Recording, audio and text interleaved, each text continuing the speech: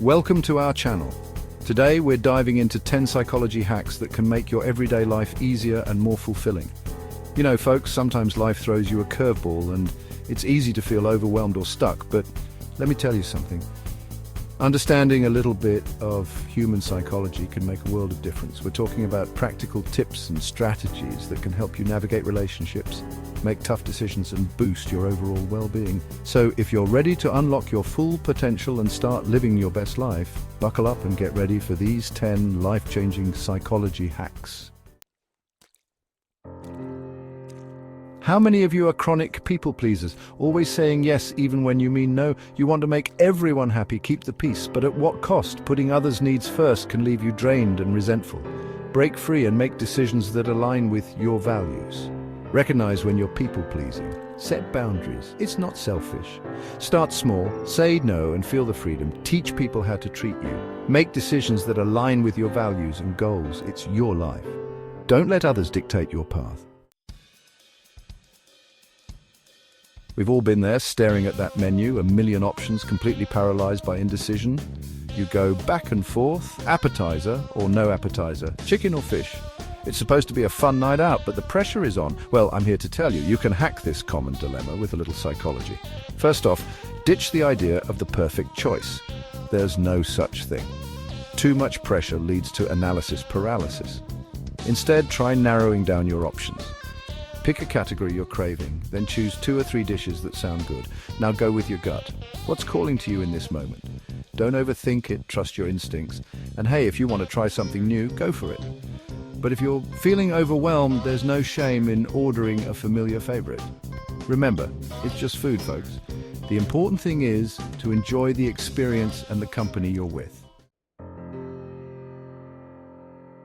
Let's talk about boundaries, folks, because in any relationship, romantic, family, friends, healthy boundaries are essential. Think of it like building a fence around your property. It doesn't mean you're shutting people out, it just defines where your space begins and ends. It's about respect, self-respect, and respecting others. Now, setting boundaries can be tough, especially if you're a people pleaser or you're used to letting others walk all over you. But trust me, it's crucial for healthy relationships. Start by identifying your needs. What are you willing to tolerate and what are your deal breakers? Once you're clear on your limits, communicate them clearly and assertively. Don't be afraid to say no or to speak up when someone crosses a line. And remember, setting boundaries is an ongoing process. It's not a one-time conversation. As your relationships evolve, so will your needs. Be flexible, be open, but don't compromise your self-worth.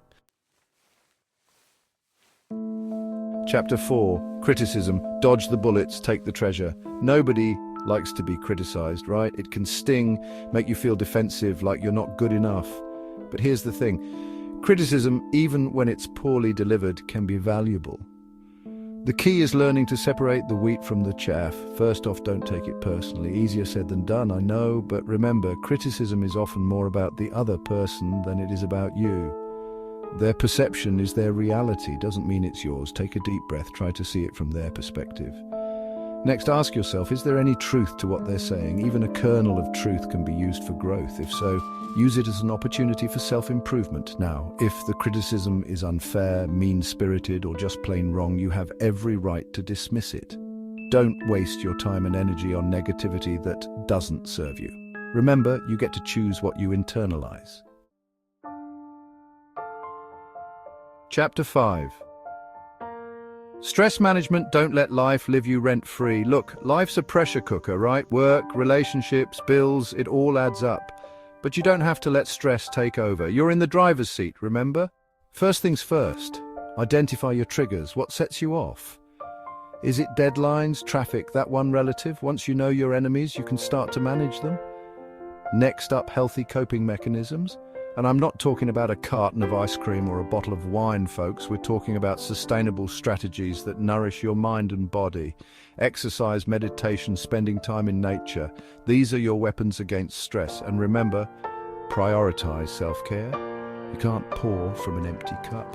Make time for activities that bring you joy and relaxation. Don't feel guilty about it. You deserve it.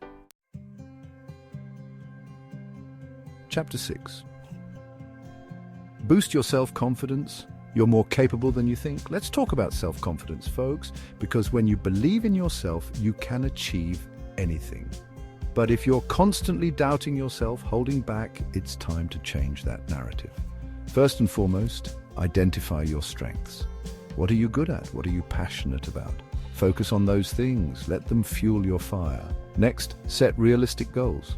I'm not talking about climbing Mount Everest tomorrow. Start small, build momentum. Each accomplishment, no matter how small, will boost your confidence. And remember, failure is not the opposite of success. It's part of the journey. Everyone makes mistakes. It's how you learn and grow. Don't let setbacks define you. Use them as fuel to push forward. And most importantly, practice self-compassion. Treat yourself with the same kindness and understanding you would offer a friend. Chapter 7. Master Communicator, speak your truth, hear their story. You know what they say, communication is key, but it's not just about talking, it's about truly connecting with others. And that requires active listening, folks. When someone's speaking, really listen. Put your phone down, make eye contact, and show them you're present. Ask clarifying questions. Reflect back what you've heard to ensure understanding. Next, be clear and assertive in your own communication. Don't beat around the bush, say what you mean, but do it respectfully. Use I statements to express your feelings and needs without blaming others. And remember, non-verbal communication speaks volumes. Your body language, tone of voice, these all convey messages. Be mindful of your posture, make eye contact, and use a tone that's appropriate for the situation. Effective communication is a two-way street. Listen with intention, speak your truth, and watch your relationships flourish. Chapter 8. Time management. Stop running the clock, let it work for you. Listen, we all have the same 24 hours in a day, but it's how you use that time that makes all the difference. So let's talk about time management, folks.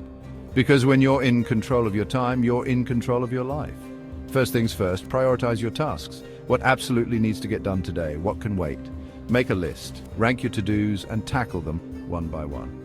Next, ditch the multitasking myth. Our brains aren't wired to focus on multiple things at once. You'll be more efficient if you give each task your undivided attention. And remember, breaks are not a luxury, they're a necessity. Step away from your work, clear your head, and come back refreshed and refocused. And last but not least, learn to say no. You can't do it all, folks. Set boundaries, protect your time, and don't overcommit. Chapter 9, laser focus, cut the noise, amplify your productivity. In this day and age, distractions are everywhere, right? Phones buzzing, emails pinging, it's a constant battle for our attention. But if you want to get things done, you need to learn to focus. Create a distraction-free environment. Put your phone on silent, close unnecessary tabs, and let your family know you're not to be disturbed. Try the Pomodoro technique.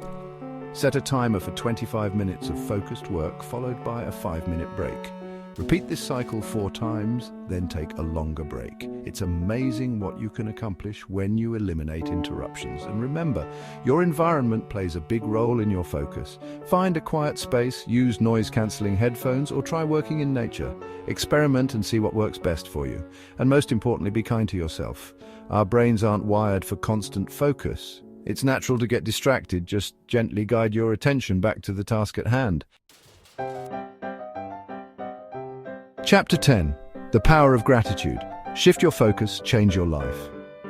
Let's talk about gratitude, folks, because when you focus on the good in your life, you open yourself up to more positivity and joy. It's about shifting your perspective, counting your blessings, no matter how small. Start a gratitude journal. Every day, write down 3 things you're grateful for. It could be your health, your family, a beautiful sunset, anything that brings a smile to your face. Next, express your gratitude to others. Tell someone you appreciate them, write a thank you note. Simple acts of kindness can go a long way. And remember, gratitude isn't about ignoring the challenges in your life. It's about choosing to focus on the good, even amidst the tough times. When you approach life with a grateful heart, you'll find that you attract more to be grateful for. It's a powerful cycle, folks. And it all starts with a conscious choice to appreciate the good.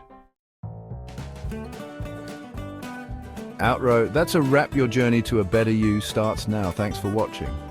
If you found these psychology hacks helpful, don't forget to like, comment, and subscribe for more tips and tricks to improve your everyday life.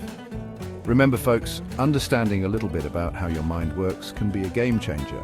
It's about taking control of your thoughts, your emotions, your actions, and creating a life that's in alignment with your values and goals. So, take what you've learned today and put it into practice. Start small, be patient, and don't be afraid to experiment. You've got this. See you in the next video.